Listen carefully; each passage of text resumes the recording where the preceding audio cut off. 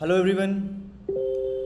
Hello everyone. Good morning. Today is 27th of December. My name is Sahil and welcome to the newspaper analysis. Guys, in the today's video, we will be taking up the entire analysis of the Hindu newspaper. Also, we'll be seeing the good articles from the Indian Express explained section. Now, first of all, let's take the overview of the relevant articles. First of all, we'll be seeing the Indian Express explained page. Here, the first article that we can see here, it is talking about the elections into the key states. Fine.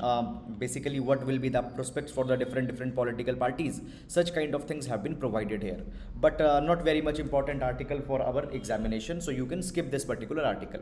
Then further moving on. After that, below here we can see that the right to be forgotten has been mentioned. The government position, the court rulings, etc. has been mentioned. So we'll see this particular article with respect to our examination.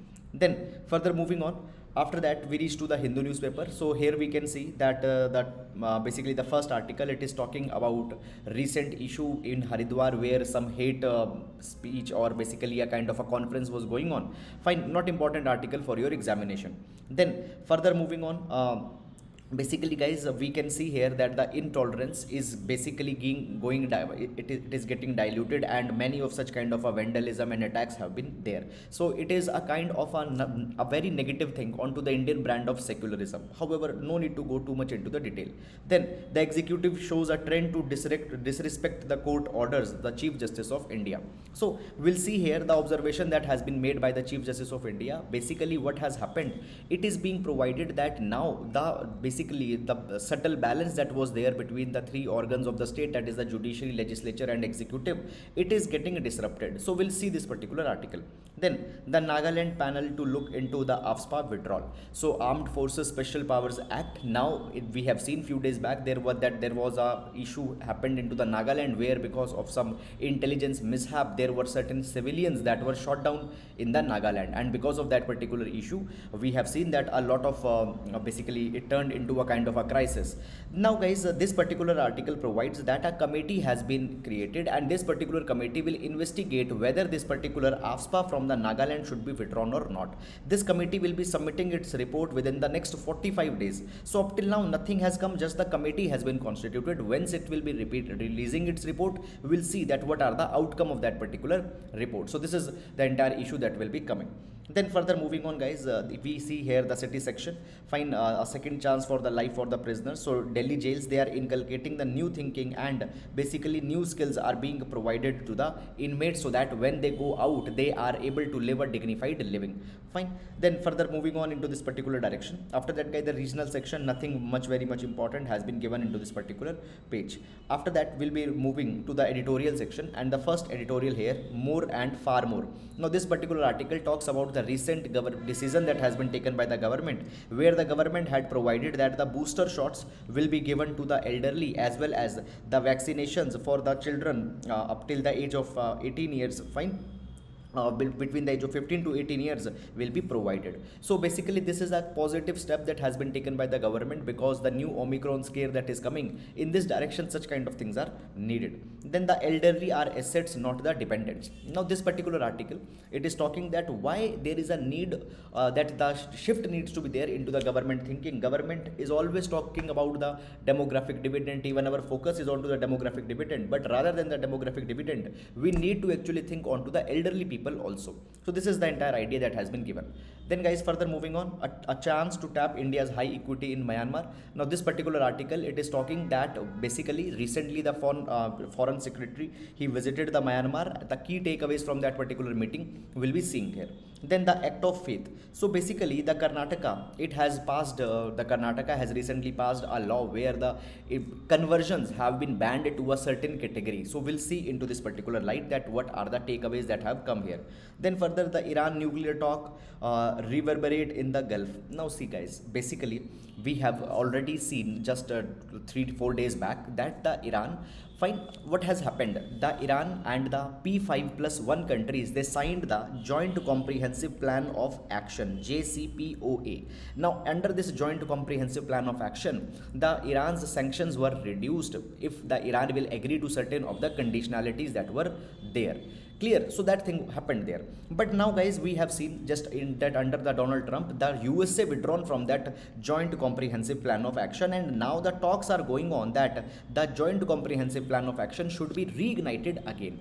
Now nothing concrete has happened into this particular direction, just the talks are going on, and the day-to-day developments are coming into the editorial. So these day-to-day developments are not at all needed for our examination. We need to see that what concrete will come. So till the time your examination will come, these day-to-day developments will not be that much relevant. So please don't go too much into the detail of such kind of article.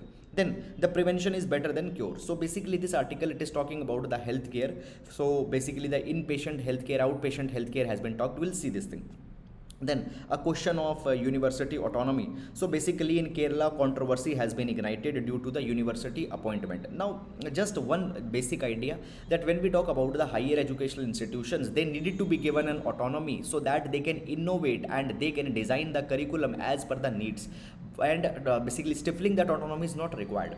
But guys, you don't need to go into this particular detail, because it is a state specific controversy that has been talked about, and more of a politicization of this particular matter has also happened. So you don't need to go too much into the detail. Then further moving on, after that guys, the political news etc not very much important. How here we can see that India hands over the food aid to the Mozambique. So India's outreach in the Indian Ocean region, we can understand by this particular article. We'll see this thing. Then the politics, fine, and all these kind of things are not very much important. Please leave these articles. Then further moving on, the Desmond Tutu, who fought for the Rainbow Nation, has died at the age of 90. So we'll see this particular article. Then further moving on guys, money wise page. Today is Monday, so on Monday business page doesn't come, so money wise page is there. Now here the G6 and the RBI's retail direct has been mentioned. So briefly we'll see that what is this particular article all about. Then we come to the sports page. So this is all guys about the overview of the today important and relevant articles. Now let's discuss all these articles one by one in the detail. Okay, but before moving that, guys, please tell me, is my voice clear? Is my voice clear? Are you able to hear it clearly? Because I'm in some new location, so I don't know how the voice is coming. Is it clear to everyone?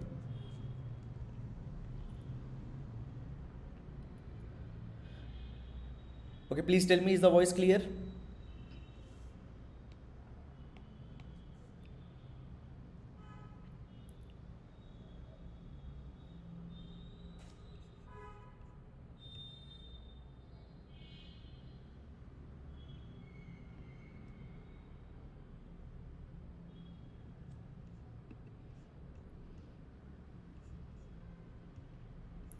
Okay. Okay, thank you. Thank you. Fine. So today we will be taking a quote from the Desmond Tutu, the Nobel Prize laureate, fine, who had just recently passed away unfortunately. So today in the GS quote, we will be taking one of our idea that he has given. He says, "Do your little bit of good where you are. It's those little bits of good put together that overwhelm the world." So here we can see that basically from the Desmond Tutu's understanding, we can take here that you should not expect that okay, how much a significant contribution you can make.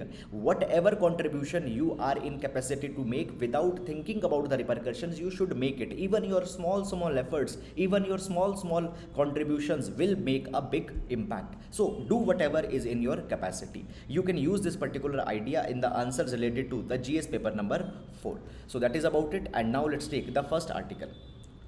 The first article taken from the Indian Express explained section. It is talking about the right to be forgotten, the government position, court rulings and the law elsewhere.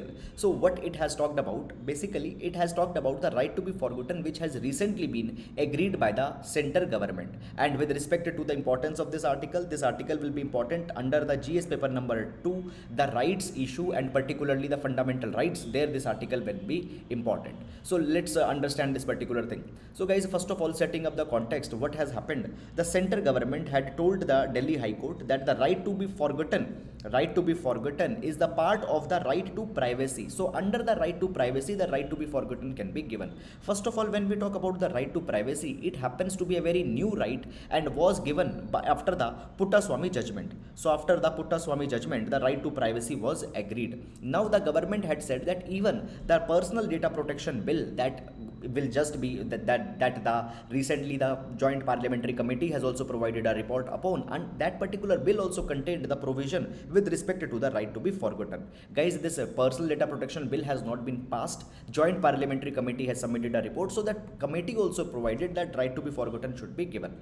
Moreover, when we talk about this right to be forgotten, see, earlier the Delhi High Court has also provided that actually two of the rights, that is the right to be forgotten and right to be left alone, they are the important aspects of the right to privacy that was given earlier.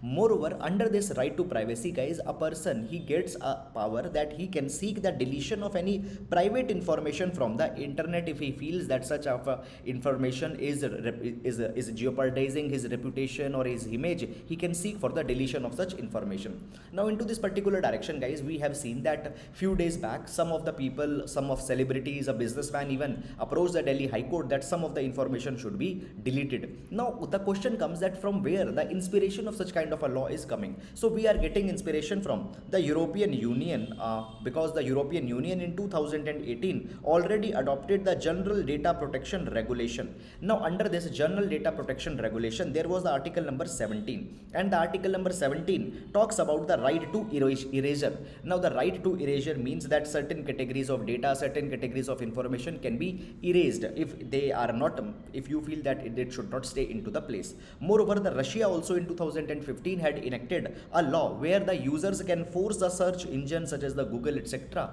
that they have to remove the links for the personal information if they are irrelevant, inaccurate, or they are simply they don't want such kind of information. Moreover, the right to be forgotten has been given by the Turkey also as well as Siberia also, and now the India is also joining the league. So with respect to the expansion of the scope of fundamental rights, we can see that this particular article happens to be very much important and it should be given. So this is, guys, we can see. Now see, basically directly this article is important and indirectly also this article happens to be important. How indirectly it is important? See, that Indian democracy is moving towards an evolution, and as the democracy moves towards an evolution, we see that the scope of rights, scope of entitlements, it is expanded, and into this particular direction the scope of rights is being expanded. So that is all about this particular article. And now moving to the next article.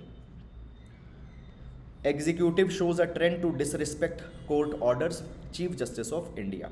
Now basically, guys, the Chief Justice of India, he had made an address and has provided that the executive is actually starting a bad precedence and undesirable precedence. Now see, this particular issue we can use as a reference in the GS paper number 2, the issues plaguing the three organs of the state. See, you know that the state is made up of the three wings, that is, there is judiciary, there is a legislature, and then there is executive. Now the legislature is given the task to make the law, executive executes the law, and the judiciary keeps a tab that the legislature and the executive are not breaching their mandate. Whatever the constitutional rights have been given to the legislature and executive, they should be into that particular scope. Judiciary maintains such kind of a balance. Now guys, if you see the judiciary itself, it is not having any force, it is not having its own police, etc. Whatever the judiciary says, that thing should be respected, and the legislature as well as executive should take all the effort to implement what the judiciary is saying.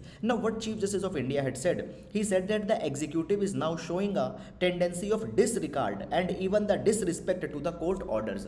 It has been provided that basically it was expected that the cooperation with the judiciary will be there, because if the cooperation for the judicial pronouncements will be there, then only the rule of the nations can be kept afloat. But what has happened now? Now the court orders are being violated. Okay, the court orders are being violated, the court decrees are not being followed. This is something wrong precedence which is getting started up. Moreover, guys, here the CJI has also provided that the non-cooperative executive is a biggest concern that is there in India.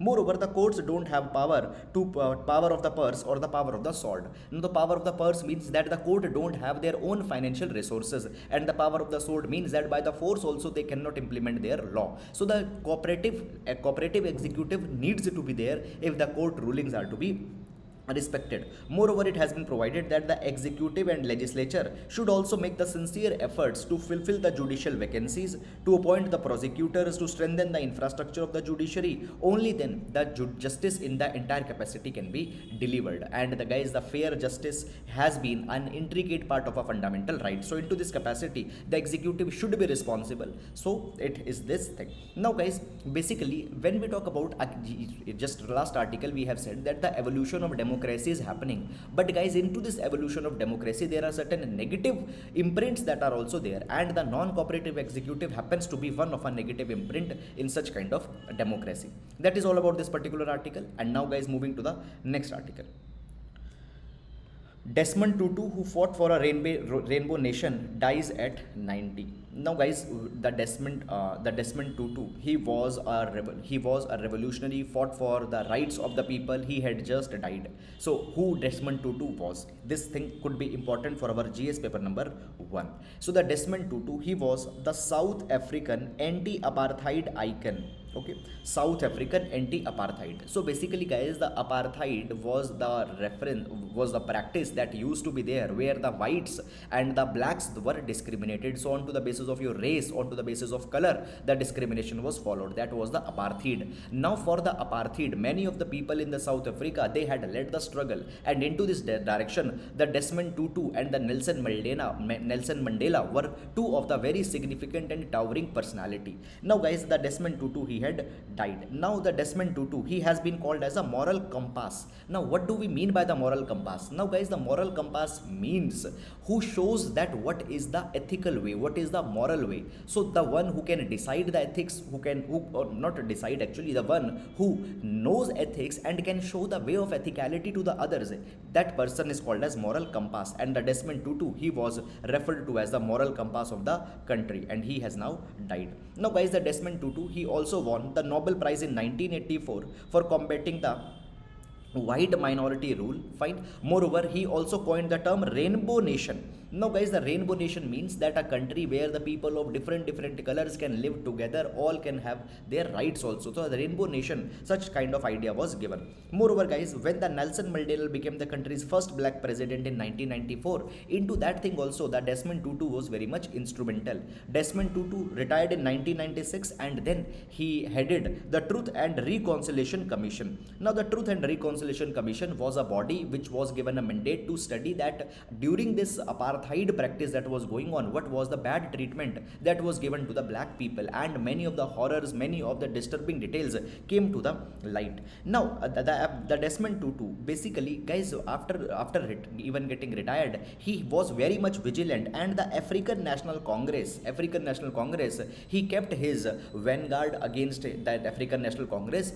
Whenever there was some kind of lapse, he pointed out that particular thing. He even challenged the Nelson Mandela, such a towering personality. Though Nelson Mandela and the Desmond Tutu were at the congenial terms, but he also challenged him as well because of the generous salaries for the cabinet ministers that were given, because the needs of the development were more important, and into this capacity giving such high salaries did not make a sense. So he is called as moral compass because he never got frightened, okay, even when his friends or when the people with whom he had congenial relations, when even they were doing some bad, he was very much vocal and he came out in open. He criticized the corruption also that was at that point of a time. So because of these particular things, he have been called as the moral compass of South Africa. So that is about it, and now we'll be moving to the next article.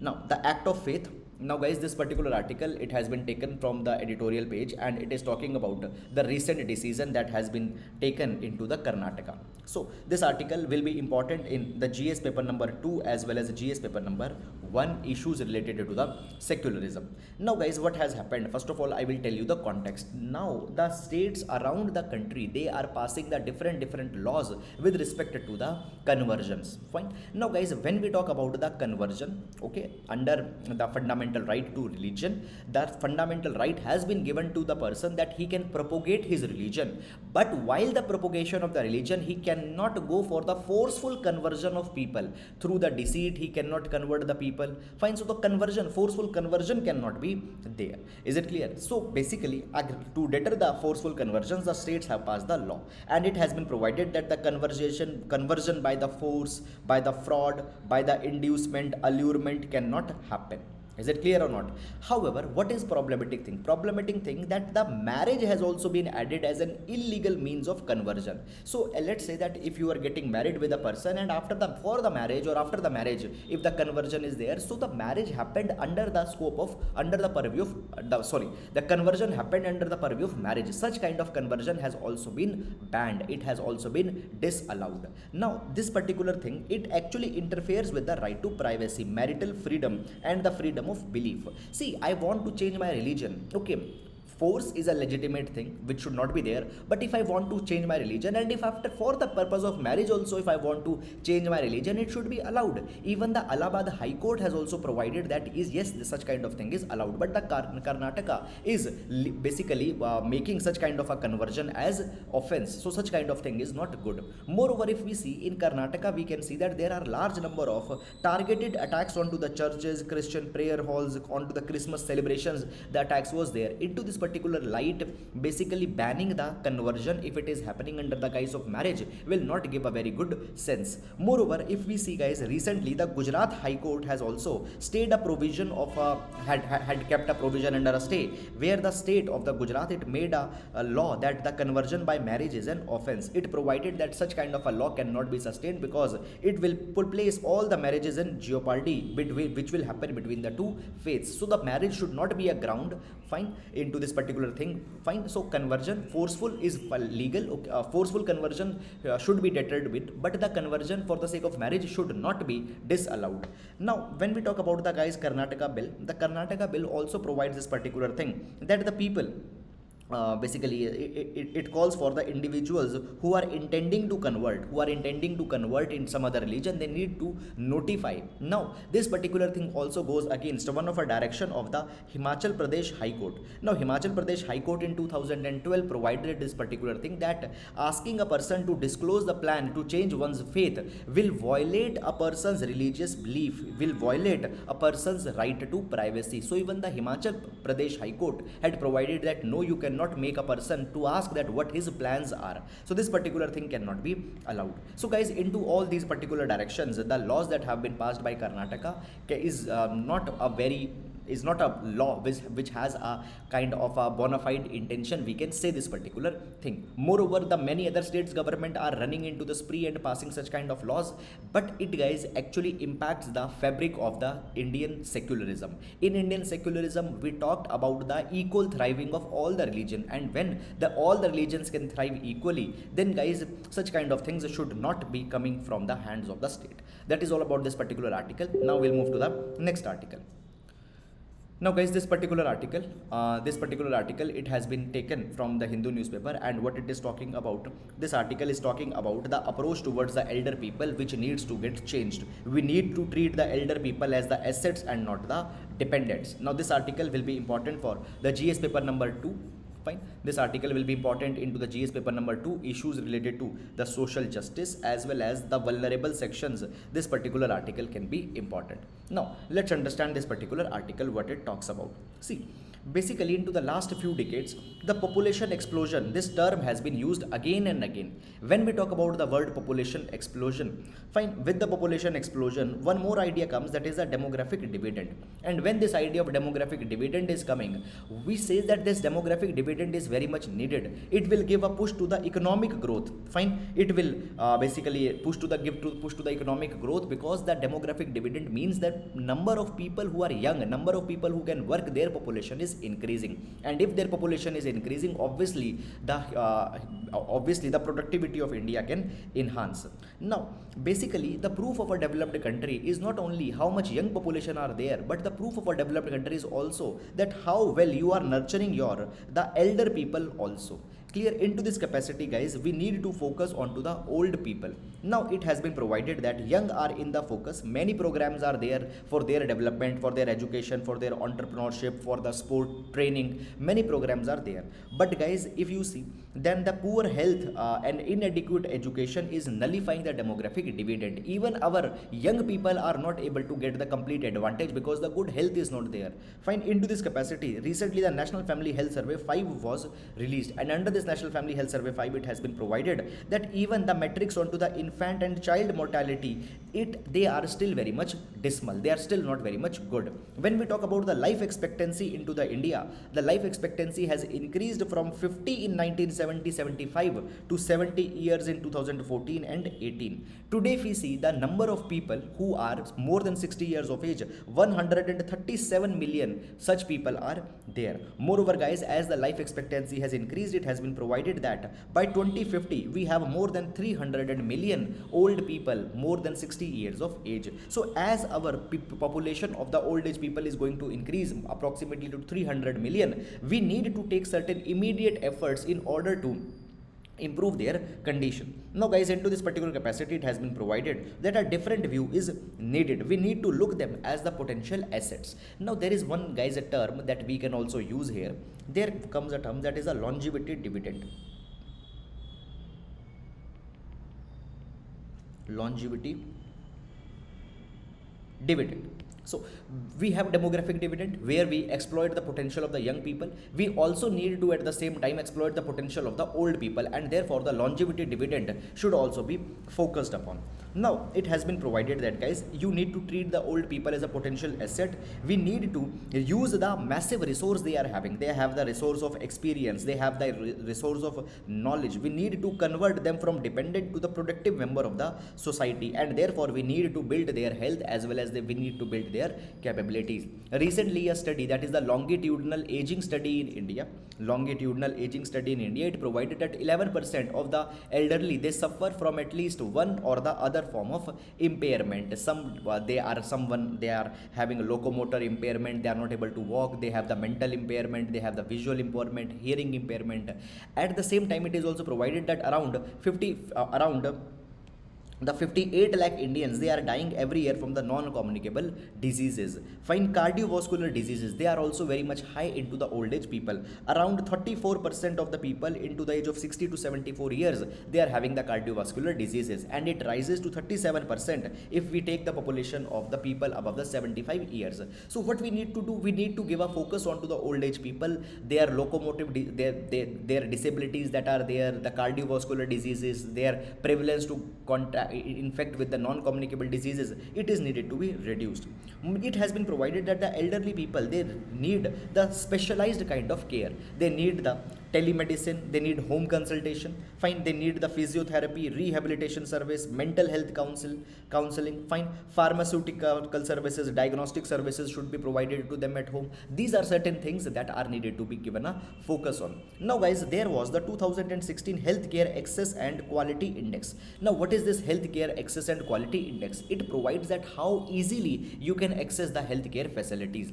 Now the score of India was around 24.7 in 1990, not a very good score. Now the score from 24.7, it has increased to 41.2 in 2016, but guys, still it is way below the average. What is the average? Average score is 54 points. This is the global average. So still we are just 41.2. Fine. So therefore, with respect to the accessibility also, we need to do much more.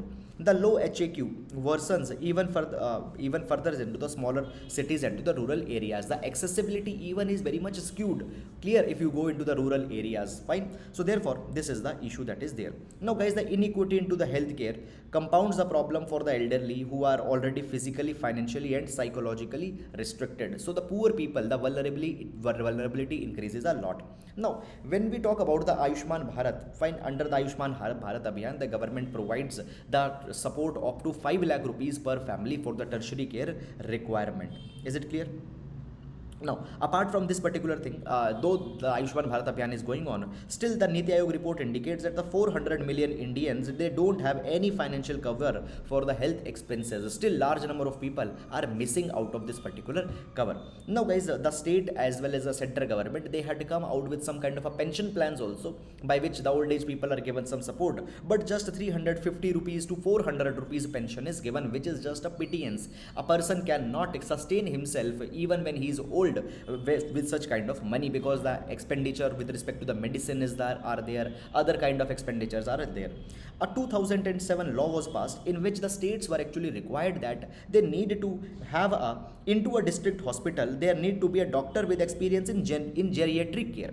Now, what do we mean by the geriatric care? Geriatric care is the care that is needed by the old people. So with respect to the old people, geriatric care is needed. Now, but up till now, if we see, the implementation of this particular law has not happened. And how the implementation of this law has not happened, up till now the 16 states and union territories, they did not had even a single ward for the which is dedicated for the old people. The doctors with respect to the experience in geriatric care, they have not been up till appointed. So this particular thing shows that how there is a very lax implementation. Now, further into this particular direction, guys, what is the way forward? What we need to do? Number one, we need to redesign our entire healthcare policy for the next few decades. Why? Because into the next few decades, more and more number of elderly people, their population will be added. So we need to redesign our entire healthcare sector. We need to basically create a pro-elderly healthcare system. We need to come out with a designated insurance policies.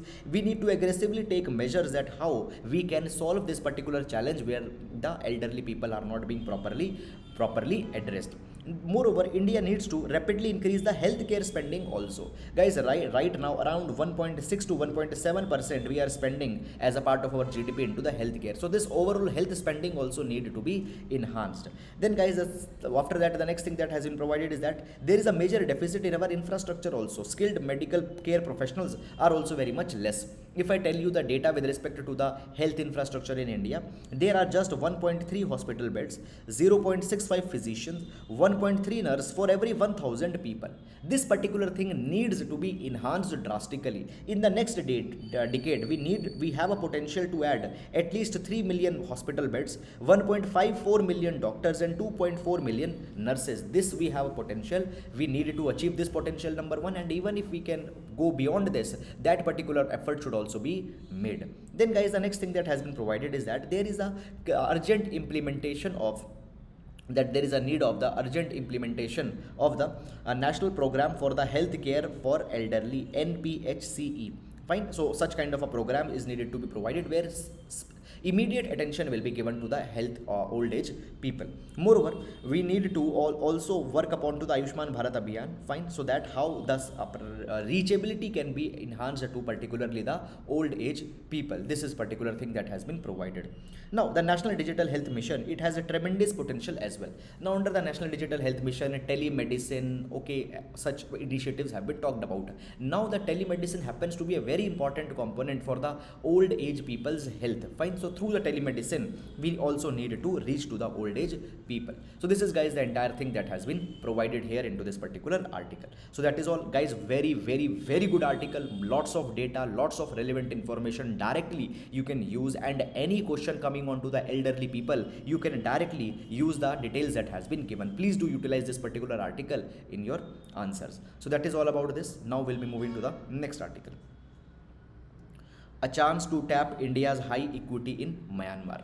Okay, now what this particular article is talking about, this article is talking about India's outreach in the Myanmar that has been there. With respect to the GS paper number 2, international relation, we will be using this particular article, fine. So first of all, guys, let me tell you that what was the context. So the context was something like this, that recently India's foreign secretary has visited the Myanmar.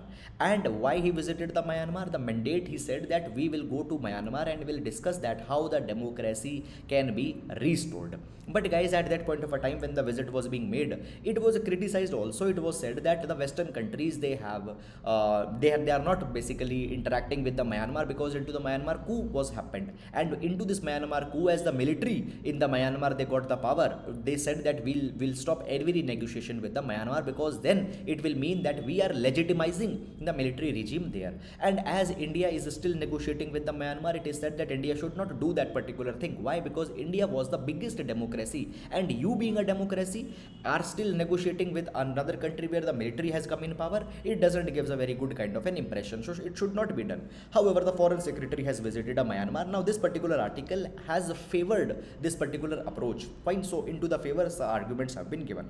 Now it has been provided that actually India had followed a position of reflection, of regional realities. What happened? The West reflexes was this, that they condemned the Myanmar immediately when the military took the power there.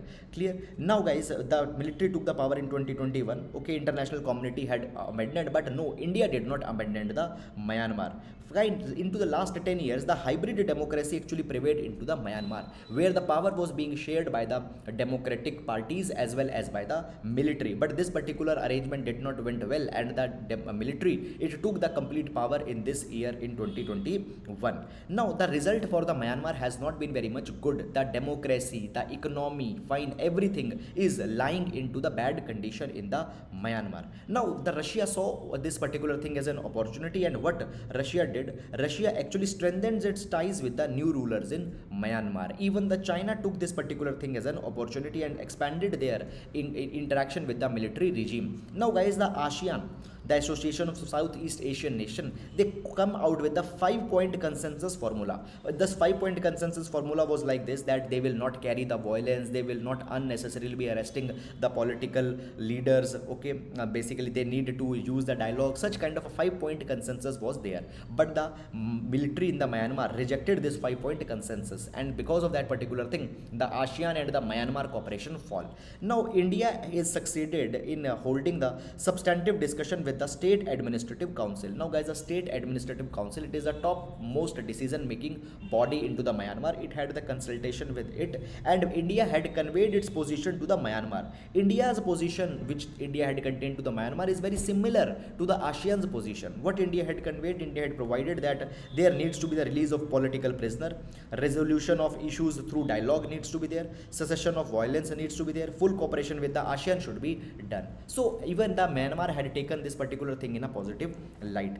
It has been provided that guys, actually India is assisting the Myanmar through the capacity building, and in the transition of democracy again towards the democracy, India can play an important role. Now there are, however, certain main issues that are there. India's the number one issue is there, that India's principal concern with respect to the border security and stability are very important. Basically, the Myanmar into the past have collaborated with the India in order to kill the insurgency, because India and Myanmar, they share a porous border, and large number of insurgents, they come from Myanmar to India, and from India they escape to the Myanmar. So basically India had conveyed to the Myanmar that we need the support of Myanmar in killing the insurgency and instability into the neighboring states. And basically the basically the Myanmar military had also provided that yes, the cooperation will be given. It renewed the previous pledge that its nation territory would not be allowed for use for any activities which is inimical to India. So Myanmar had provided that yes, we'll be helping.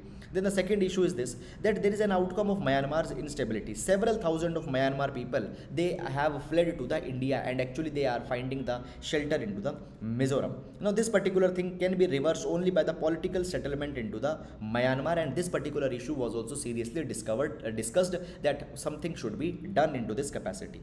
Then guys, after that, the economic cooperation. Now the economic cooperation have been a very important aspect whenever the two countries involve in any kind of dialogue, in any kind of discussion. Fine. Basically the emphasis has been made on people centric socio-economic developmental project. However, two of the important projects That is the trilateral highway, Kaladan project. On them, nothing has happened. Fine, the trilateral highway and the Kaladan project, on them nothing has happened. So on this particular aspect, nothing very much important result has come.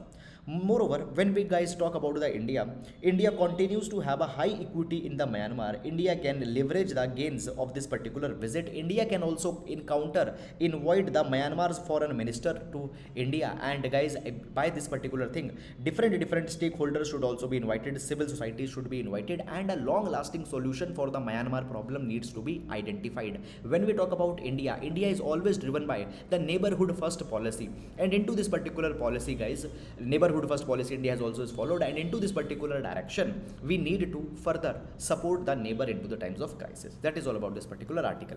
Okay, meanwhile, good morning to everybody. Good morning Pallavi, Pragya, Binu, Harjot, Aditya, Akhil. Okay, Shahid Hussain asked one doubt. Sir, as the major power is sidelining with respect to Myanmar, but being largest democracy, should we engage in deliberation with Myanmar? What should be our stand when asked in interview? Very good question. So Shahid, you can provide this particular thing. See, when we talk about the foreign policy is not a static tool.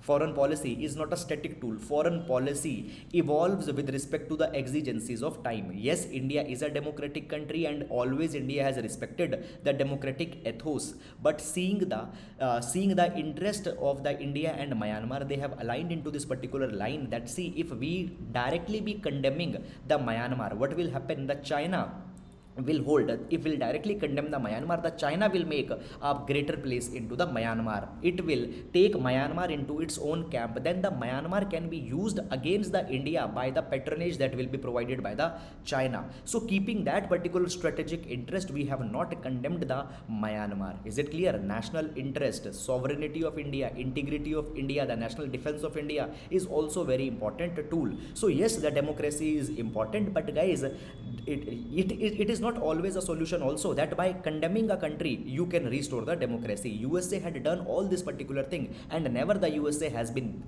successful to bring the democracy by condemnation. So India's approach is little bit different. Here we can see that India is actually more driven by the deontological approach. India is driven more by the deontological approach, where we are still providing the hand. We have not actually condemned.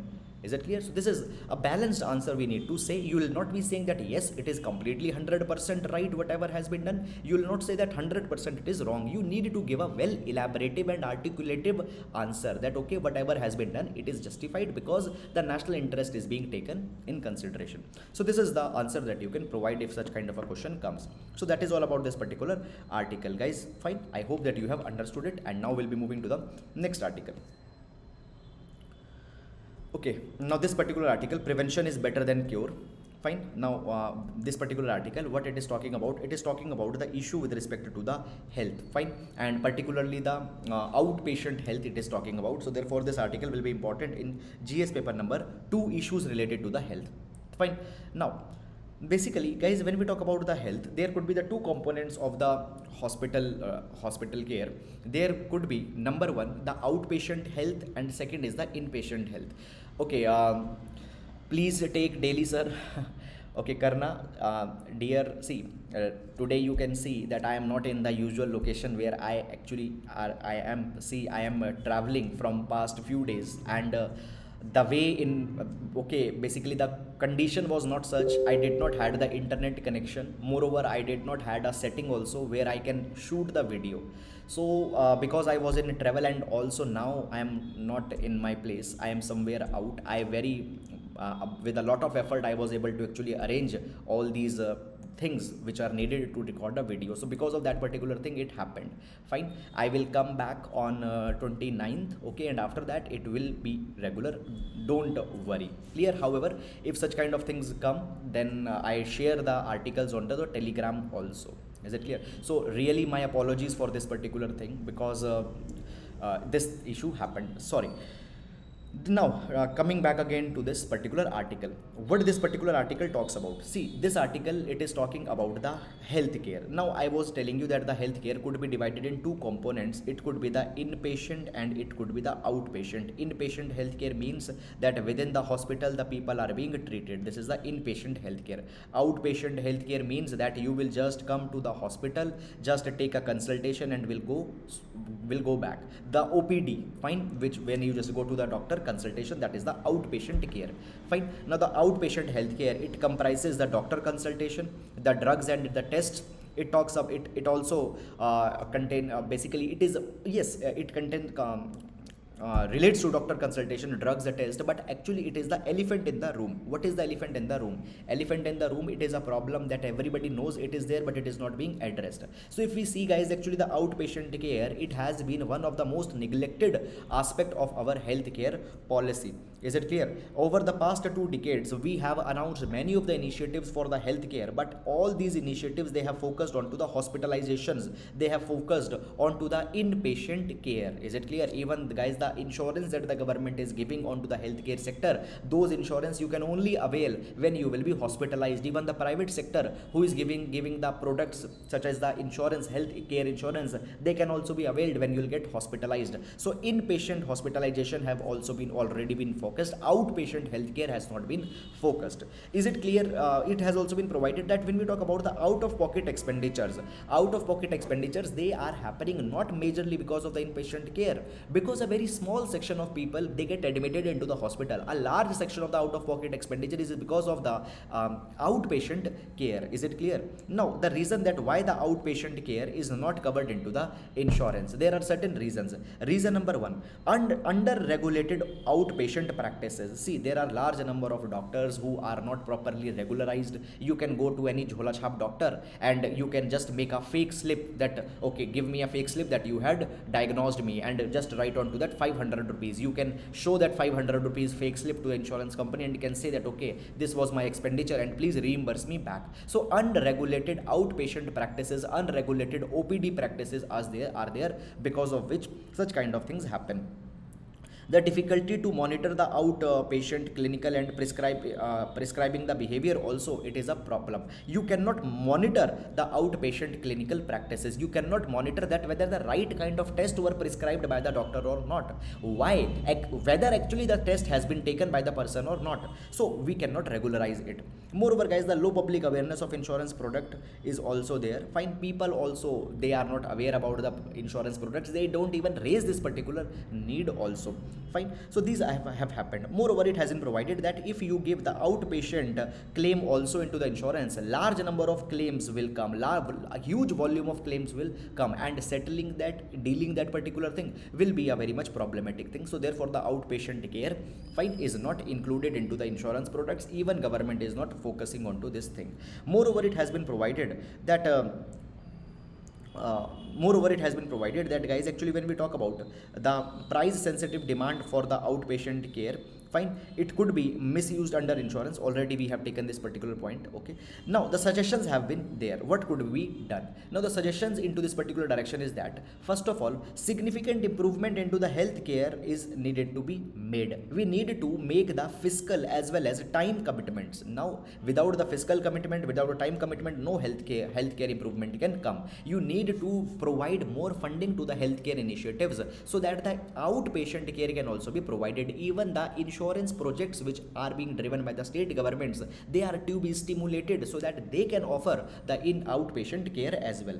Then guys, there is no perfect model for expanding the healthcare sector. Fine, no perfect model. It means that how much public needs to be there, how much private sector needs to be there. Secondly, how much focus on inpatient, how much focus on outpatient care needs to be there. There is no one rule into this particular direction. We need to understand that what works best into the condition of India. Is it clear? Then guys, here it has been provided that we need to look that our healthcare model, we should get inspired from the Thailand. We look forward to the Thailand. Thailand has been one country where they have significantly reduced the out-of-pocket expenditure. Fine, and the universal system of the healthcare they have used, and into this particular thing, the tax financing they have used, public sector support they have used. So understanding the Thailand's public healthcare model, where they have reduced their out-of-pocket expenditures, features, and guys, the level of economic development of Thailand and India is very much comparable. So we need to learn the best practices from the countries such as Thailand. We always aspire to look towards the UK as well as US, but no, they are not the role models for India. Indian role model needs to be the Thailand, which we need to look upon, and the public sector's role need to be very much high. That is all about this particular article. Now we'll move to the next article. Okay, now this article, guys, can be taken from the GS paper number 2, India's outreach into the Indian Ocean region. India's outreach in the Indian Ocean region. So guys, what has happened? Basically, India has handed over the food aid defense equipment to the Mozambique. Now, why India has handed over the food aid and the defense equipment to the Mozambique? It is because of the mission Sagar. Now, see, you don't need to see that how many tons of wheat, how many liters of water, etc. No, that is not at all important for your examination. Just the aid has been given, that's it. Now, the aid is being given because of the mission Sagar that the government is running. Now, under the mission Sagar, what happens? The government reaches to the countries who are friendly to India and works onto their capacity building. Again, I'll repeat, the India reaches to the countries who are friendly to India and aims at their capacity building, their capability building. This is the aim of the mission Sagar. And under this mission Sagar, now India has reached to the Mozambique. Is it clear? Now guys, if we see the Mozambique, why we needed to build the capability of the Mozambique? Now the terrorist group, that is the Islamic State, IAS, also called as the Daesh, it is expanding across the Central Africa, and now it is also building the capabilities around the Indian Ocean littoral states. Is it clear? Moreover guys, it is also making its inroad into the Mozambique as well. So therefore, we are building the capacity of the Indian Ocean littoral state. The hardware is being provided to them. Fine. As well as we are also giving them the skills that how to deal with the maritime challenges into the region. So as of a mission of as a prospect of mission Sagar, we have now reached to the Mozambique. Now guys, the INS Kesari, fine, INS Kesari, or the landing ship of India, it has reached to the Mozambique. Fine. And guys, since the June 2020, we have provided the humanitarian assistance to large number of countries. We have provided it to the Maldives, Mauritius, Seychelles, Madagascar, Comoros, and since 2020, more than 15 friendly countries have been supported through the Sagar mission. So this mission Sagar, guys, it is not only a strategic plan, rather it is also a plan by which India is also expanding its soft diplomacy in the region. So that is all guys about this particular thing. You can use that. Okay, this is one of a tool to enhance the India's outreach into the Indian Ocean region. That is all about this particular article. And now we'll be moving to the next article. Now guys, keep this particular thing into your mind. This particular issue could be asked as a case study in your answer in your mains examination. Now what has happened here? Basically, this particular controversy got developed a few days back into the state of Uttarakhand. There was one of a Dalit cook that was making the food for the children for the midday meal scheme. Is it clear? Now the children belonging to the upper caste, they said that will not have the food from this Dalit cook. Fine, they refused to take the food from this Dalit cook. Now after that particular thing, what happened? The district administration, by using some kind of flimsy grounds, removed that Dalit cook. It said that there was some procedural lapses that were there in the appointment of the cook, and therefore that Dalit cook was removed and upper caste cook was brought in the place of that Dalit cook. Now because of this particular thing, now the Dalit students at the government school in the Uttarakhand, they have refused to eat the midday meal. They say that we will not be taking the food from the cook, and they want that the cook who has been removed should be brought back. So this is the guys entire thing that has happened. However, at the end of the day, such kind of instances should not be there. Now the case study could be there. If you are the district administrator where such kind of thing has unfolded, how you will deal into this particular matter. So please prepare your answer onto this particular line. Fine, you can prepare your answer, and guys, you can send me also this answer. You can send me on Telegram. Just search Sahil, just search @Sahil Thinking Palette, and please send me there. You can show me your answer also. I'll check it. That is about it. And now we'll move to the next article. Now log on to G6 with RBI's Retail Direct. Guys, first of all, much of the substance in this article is not relevant. Why? Because this article has been taken from the MoneyWise page. It is giving you an advice that how to invest. Fine, so that much of the part is not important. How this article is important? See, first of all, I'll tell you some of a background. Now guys, what had happened actually? Basically, 4 or 5 months back, the Reserve Bank of India had allowed that the retail retail investor. Who are the retail investor? You, me, we are the retail investor. We can directly invest into the government securities. We can directly invest into the government securities. And for that thing, Retail Direct, one new platform has been created. Retail Direct, a platform has been created. You can visit onto this particular platform and you can directly invest the money into the government securities. Earlier, you were not allowed. Only the institutional players such as the banks, financial institutions, they can invest. Now, onto this Retail Direct, what type of securities you will be finding? So there will be the four type of securities that are there. Number one securities, they are the basically, you onto this particular dashboard, you will find the securities that are being auctioned. There are the four types of securities. Number one are the dated government stocks. Number one are the dated government stocks. What are these dated government stocks? These are the central government borrowing. If you will invest, the money will go to the central government, and up from 1 year to 40 year of the securities you can found. Then there are the treasury bills that are there. They are also called as the T-bill. Now the treasury bills, they are the government borrowing which are short term, from 91 days to 364 days. You can invest into them. Then the state developmental loans are there. Now these state developmental loans means that the money will go to the state government, and they are from 1 year to 30 year. You can invest into them. And then the sovereign gold bonds are there. So you can invest in any of these kind of securities. So this is all, guys, which has come here. That is all about it. Apart from this, nothing is there. So that is all about, guys, the today's newspaper analysis. Now we'll be meeting tomorrow. Till then, please take care of yourself. So that is all. Thank you so much.